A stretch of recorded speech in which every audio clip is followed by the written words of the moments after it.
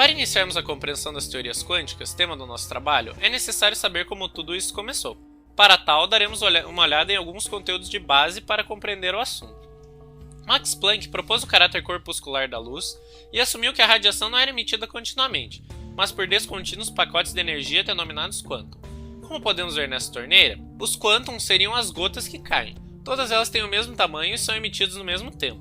Isso está segundo a lei de Planck, que a energia de cada fóton seria igual à constante de Planck vezes a frequência do fóton. Partindo para a teoria de Young, daremos uma olhada no que transformou a luz de apenas corpuscular para uma dúvida entre corpuscular e ondulatória. Em seu experimento, Young utilizou 3 anteparos, 2 vazios e uma fonte de luz. Ao perceber que quando a luz se chocava com os anteparos, passava pelos vazios e se expandia, em forma de círculos ou semicírculos, sendo parados pelos anteparos. Então Young definiu que a luz não poderia ter um comportamento exclusivamente corpuscular, pois ela não se expandiria após atravessar os anteparos. Agora, passaremos ao experimento que provou a teoria de Planck, o efeito fotoelétrico de Einstein.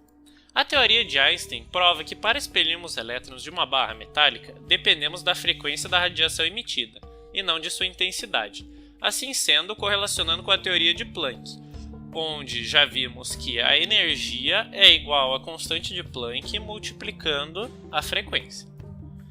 O efeito consiste em emitir radiação sobre uma barra metálica.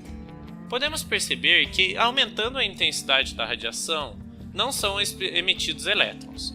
Porém, ao aumentarmos a frequência, elétrons são emitidos. A sua quantidade varia de acordo com a intensidade. Mas agora, trocando de metal, os elétrons cessam de ser emitidos. Porém, se variarmos sua frequência, eles voltam. Para encerrarmos nossa sessão sobre conceitos de base, veremos o princípio da incerteza de Heisenberg. Este princípio define que não é possível saber a velocidade e a localização de uma partícula ao mesmo tempo. Vejamos um exemplo nesta tacada de golfe. Inicialmente, medimos com precisão sua velocidade, mas notamos que não conseguimos definir sua exata posição. Em um segundo momento, sua posição é medida com exatidão, porém não conseguimos definir sua velocidade. Nisto prova-se que Heisenberg estava certo, pois quanto melhor medirmos uma de suas qualidades, a outra sairá mais alterada. Passando ao tema principal de nosso estudo, veremos primeiramente a teoria de de Broglie, que definiu que os elétrons possuíam um comportamento de onda. Baseando-se nisso, ele definiu, a partir da órbita circular de Bohr, uma órbita com comportamento ondulatório. Porém, a condição desta órbita seria um comprimento de onda constituído por números inteiros, pois, se os valores do comprimento de onda fossem fracionários, a órbita dos elétrons não começaria e terminaria no mesmo ponto. Então, de Broglie definiu a equação onde a circunferência da trajetória do elétron, 2πr, seria igual a números inteiros n multiplicando o comprimento de onda, lambda. Como apoio, utiliza-se da equação do momento linear, isolando o comprimento de onda e substituindo na primeira equação. Então, pega P e joga para um lado, pega 2π e passa para o outro, resultando em momento angular é igual a n que multiplica h sobre 2π. Porém, h sobre 2π é um h cortado. Assim, de Broglie chega na mesma condição de quantização definida por Bohr, porém partindo da equação de uma onda, assim provando o caráter ondulatório do elétron.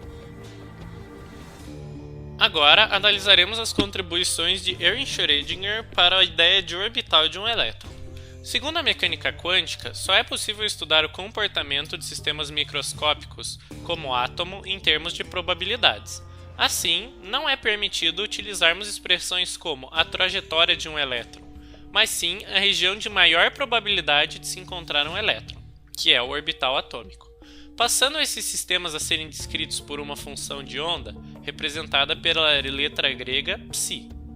Em 1926, Erwin Schrödinger se baseou no princípio da incerteza de Heisenberg e formulou uma equação de onda para descrever o comportamento de sistemas microscópicos, em que considerava o comportamento dualístico de uma partícula se movimentando em 3 dimensões. A equação proposta é a seguinte, onde temos ψ como a função de onda associada à partícula, m como massa, e como a energia total do sistema e v como a energia potencial da partícula.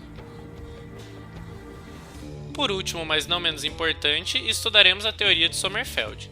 Como o modelo de Niels Bohr se baseava no átomo de hidrogênio, que apresentava apenas um próton e um elétron girando ao redor do núcleo, Arnold Sommerfeld resolveu estudar átomos com mais prótons e mais elétrons, e propôs que algumas das órbitas, camadas ou níveis no modelo de Rutherford-Bohr pudessem ser formadas por subcamadas ou subníveis de energia em que uma órbita seria circular e as demais, n-1, órbitas elípticas.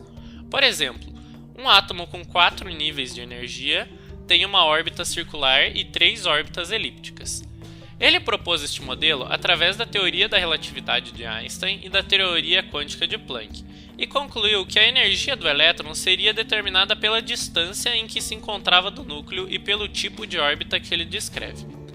Portanto, sua principal contribuição para a evolução do modelo atômico foi a inclusão no modelo de Niels Bohr dos orbitais elípticos e a relatividade restrita, obtendo assim o modelo Sommerfeld, que dividia os níveis em subníveis, regiões menores, o que eliminava a decadência do elétron que ocorria no modelo anterior, de Bohr, acrescentando mais 2 números quânticos, o azimutal ou secundário e o magnético, além de estabelecer que os orbitais não tinham que se estabelecer no mesmo plano, como podemos ver na figura a seguir.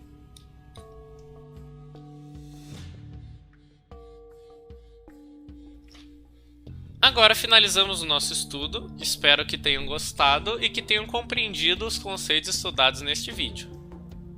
Então, obrigado pela atenção e até a próxima!